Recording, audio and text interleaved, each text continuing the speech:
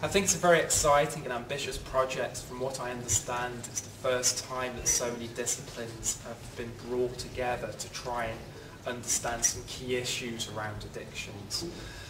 Not only understanding them from a scientific basis, but trying to develop ways to communicate that understanding to policymakers and the public. And I think that's a really exciting and interesting way to do things. I think this project will make a difference in terms of the sorts of science and the sorts of questions which are being raised.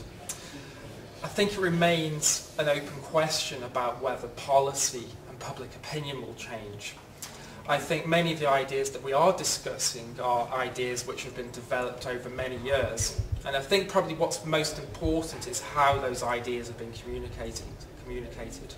So, for example, ideas and understanding that we have of the role of industry in the promotion of, say, alcohol, is something that researchers have known for a long time and have tried to communicate for a long time, but not a great deal has actually been done about that. So I'm hoping one of the objectives and one of the achievements of this project is finding new ways to tell those messages.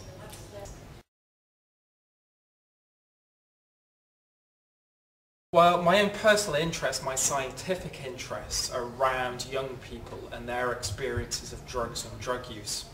Now, the realities of many young drug users are very, very different from those understandings of people who actually make laws and design interventions, in some cases, around drugs.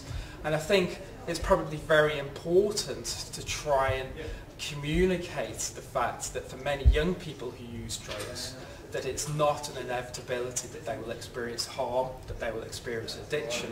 Those things are of concern, but it's in terms of my interest in this area, it's really trying to communicate that not all drug use is harmful, but that young drug users require support when required.